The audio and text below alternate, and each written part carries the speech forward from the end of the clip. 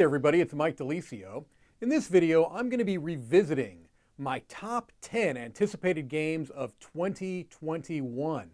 So on actually February 4th of 2021, myself, Tom, Z, and Roy put together a top 10 list where we talked about the games that we were most excited about, most anticipating that were scheduled to be released in 2021. Well, now it's June of 2022, and I feel like this is a good time to kind of go back briefly through those games because of the 10, I now have received 9 of them, have had a chance to play them, and have at least some thoughts. Now, some of them I've played more than others, so I probably will have a bit more to say about them than some others I haven't played as much, but all of them that I've received, I've played at least somewhat, so I can talk a little bit about it. So here we go. This is in the order that they were anticipated from my 2021 list. So at number 10, I had Creature Comforts. This is a game that came from Kids Table Board Games, a publisher that has put out some stuff that I've really liked quite a bit. And Creature Comforts has an adorable theme where you are trying to prepare your animals, trying to prepare your den for winter. And that theme is represented well in the game. So in the final product, the production is stellar. It's a beautiful production with some beautiful, I have the deluxe edition, so some nice screen printed wooden meeples. But the gameplay itself is also quite good. It's a little bit longer than I probably would like. Actually, it's funny, that kind of criticism is one that's going to come across a number of the games on this list. There's a little bit more downtime in the game than I probably would like, but it does some neat things with dice drafting, and it's a game that I've kept and I'm going to keep in my collection at least for now because I think the theme is just so adorable. It is a welcoming game, but maybe a slightly bit too long for my taste. At number 9 was In Too Deep, and this is a game that I'm kind of thinking is going to turn into be a bit of a hidden gem. Like, I don't hear anybody talking about this game. And it's a shame because I really like In Too Deep. It's got this very cool cyberpunk theme where you're hacking into the minds of criminals to try to manipulate them so that you can eventually kind of thwart their plans and schemes. But it's essentially a very puzzly type of a game where you are there's a very constantly changing board state, so you have to be okay with being a tactical gamer because between one turn and the next, the board state is going to change a lot, and what you're trying to do essentially is set the board up in a particular way to complete, contracts in a manner of speaking in these cards. And so it has a really cool, again, theme, a nice puzzly vibe. But I don't see a lot of people playing it, and I don't hear a lot of people talking about it, but I liked it a lot. That was In Too Deep. My number 8 was the big final game of the Eric Lang Simon trilogy, and that is Ankh. I've talked a lot about Ankh. We had a Foursquare review of Ankh, and the short version is that I do like it. I like Ankh, but I primarily like it at the 2-player count. For a couple of reasons. One is that it gives a really nice, it's just a very good 2-player game. I think it's better at 2 players than at 3 or 4. And also with 2 players, you don't have the merge rule, which is it's a controversial, is probably too strong of a word, but maybe divisive. There are people that absolutely love the merge and feel like the game really shines because of that rule. And then there are others that don't like it as much. I'm more on that end of things. I think that it's a great thematic idea. And I think it does work mechanically, but I also feel like it can really lead to some negative feelings. If you're the 3rd player in a 4-player game and you get dragged way down, that can feel crushing. I've seen it happen. So Ankh is a game that I do like. I just don't know if it's going to stand up to the test of time like something like Blood Rage has.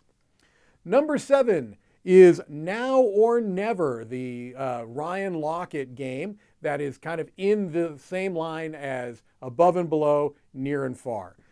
So I like Now or Never. There's quite a bit about it that I like, but there's a big issue, and that is that will I ever choose this game, Now or Never, over Near or Far? I don't think I will. Near and Far, not Near or Far. I don't know that I would. I prefer Near and Far. And I think that Now or Never is a bit too long. I just mentioned earlier that there was a game that I felt outlasted its welcome, and I think Now or Never tends to outlast its welcome too. It just feels too long for what it is. So while, again, beautiful art, a really solid design, as most, if not all, of Ryan Laukait's games are, it's living in the world of other Ryan Laukat games. And I think I prefer other Ryan Laukat games over this. I prefer Islebound. I prefer Now or Never. I prefer Above and Below, probably. So I just don't know how often it's going to get played with all of those other factors in the mix. My number 6 was Merchant's Cove, which turned out to be my number 1 game of 2021. So a huge hit for me. I absolutely love this game. It's an asymmetric game where every player is playing a particular merchant that is they're trying to produce and sell goods to customers coming in on boats into Merchant's Cove. Everyone is trying to do the same thing, but they're doing it differently. So one character might have a dice manipulation and placement mechanic, like the blackjack, or not blackjack, the blacksmith. Or the alchemist, who uses kind of a marble, almost like a potion explosion type of a mechanism in there. So it has a very simple core mechanic where you are, a very light economic thing where you're producing goods and selling goods and trying to manipulate the people that are coming to the different docks that you can sell what you want to sell. But this really cool asymmetric nature just puts it over the top. It's the perfect weight for me, the perfect game length. The production is fantastic. So Merchant's Cove has been a huge hit for me. Number 5 was Burn Cycle, and this is the new big chip theory game. And as of the filming of this video, I've only had it for a relatively short period of time. However, I did get an early look at it. I was able to play a game of it at Dice Tower West earlier this year. So I had a little bit of experience, but now that I've got my copy in and I've had a chance to play it some more, early impressions are quite positive. I haven't done a review for this yet, so I don't want to get too deep into it, but very positive first impressions into Burn Cycle. It has a really cool stealth feel. And the production, it almost goes without saying with chip theory games. It's off the charts. Some people might say it's overproduced. I kind of push back and say that's their line. That's their project line. So if if that doesn't work for you, that's fine. There are so many other games out there that you don't need to be playing chip theory games. But if you do like this type of kind of opulent, over-the-top neoprene poker chips, and you're in a position to be able to get these games, there's a lot to offer, and Burn Cycle is really good. Where it's going to fit in kind of the pantheon of Too Many Bones and Cloudspire, I don't know yet. I haven't played it as much as I've played those other 2 games, but early reports are quite positive from me. Number 4 was Oath, which is a game that we also did a Foursquare review on, so there's, a lot of my thoughts are out there already on it. I have a tremendous amount of respect for this design. I really think it is a special game. My biggest concern is how often am I going to be able to play it? It's a game that really thrives around a dedicated group playing the game over consecutive sessions so that you can build this chronicle system, which is one of the things that really makes Oath stand out in board gaming. It's not a legacy. But it's legacy adjacent, I suppose, and it does some really, really special, cool things, but it's quite a heavy game. There's a fair amount of rules overhead, and it really, again, rewards repeat play with the same group, and that's just not my gaming lifestyle. Because of this job, for one, but also I've always been a bit of a cult of the new gamer, and so I don't know if I'm going to play Oath enough for it to truly shine, to see how it's going to last over the years. My number 3 was Perseverance. And this is another one that's come relatively recently to the filming of this video. And what's interesting about Perseverance is that it is really 2 separate games in one box with the same, theme. And it's a bit of a story arc there, where the first game happens, in the timeline before the second game. And so there's some nice little thematic touches there. But I've only played the first game of Perseverance, the more of a tower defense type of a feel, where it looks like the second game is going to have more of an exploration type of a component to it. And I have not played that second game of Perseverance yet. So not a whole lot that I can say other than I've enjoyed my first couple of plays of the first game.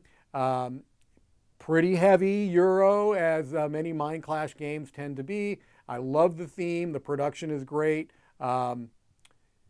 Fair amount of rules overhead, so it's going to be a game that may be a little bit tougher to get to the table, but I am looking forward to playing more of it, so that's a good sign. My number 2 was Merchants of the Dark Road from Elf Creek Games, and this is a game that I've played quite a bit. We've done a review of this as well, and it is a game that I've had some interesting situations where I enjoy the game. I like the game quite a bit, but I have played in games where other people at the table have not enjoyed it nearly as much as I have. And I've tried to kind of figure out why, and I think it just really might just come down to a matter of gaming tastes. I really like pick up and deliver as a mechanism.